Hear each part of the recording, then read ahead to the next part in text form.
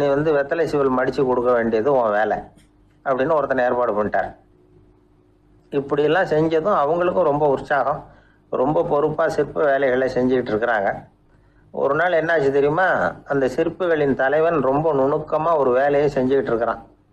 சாரம் போட்டு அது மேலே படுத்துக்கிட்டு அண்ணாந்து பார்த்து உச்சியில் நுணுக்கமான சிற்பங்களை உருவாக்கிக்கிட்டு இருக்கான். சிற்பியின் கவனம் செதறப்படாதுங்கிறதுனால இவர் மெதுவாக சத்தம் போடாமல் கிட்ட போய் நின்று அதை கவனிச்சுக்கிட்டு இருக்கிறார்.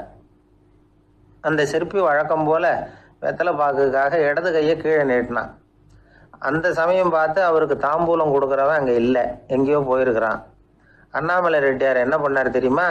தனக்காக கொடுக்கப்பட்ட தாம்பூலத்தை வாங்கி சிற்பியின் கையில் கொடுக்குறார். அவன் வாங்கி போட்டுக்கிட்டான். இது என்ன இன்னைக்கு வெத்தலை சீவல் வேற மாதிரி இருக்குது, வாசனை தாம்பூலமாக இருக்குது அப்படின்னு யோசனை பண்ணிட்டு கீழே திரும்பி பார்க்குறார். பார்த்தா ரெட்டியார் மறுபடியும் சிற்பி கை நீட்டும் பொழுது கொடுக்கறதுக்காக தாம்பூலத்தை மடித்து வாங்கி வச்சுக்கிட்டு தயாராக நிற்கிறார். சிற்பிக்கு அதிர்ச்சி.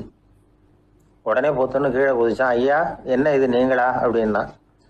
இவர் சொன்னார், நான் ஒன்றும் தப்பு பண்ணலையே, உன்னுடைய கை புண்ணியம் செஞ்ச கை, கோயில் கட்டுற கை, அந்த கைக்கு தாம்பூலம் கொடுக்கறதுல என்ன தப்பு அப்படின்னாராம்.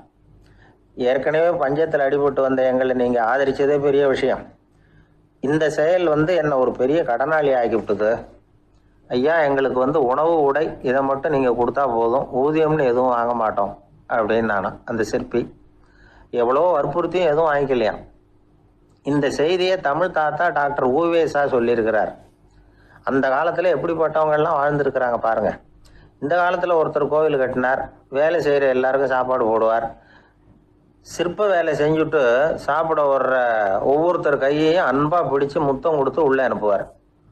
அந்த கைகளுக்கு நீங்கள் கொடுக்குற மரியாதையாது அப்படின்னு கேட்டாங்க. அது இல்லைங்க, ஏற்கனவே முதல் பந்தியில் சாப்பிட வந்தவன் மறுபடியும் வர்றானான்னு கண்டுபிடிக்கிறதுக்காக கையை பிடிச்சி மோந்து பார்க்குறேன் அப்படின்னாராம் அவர்.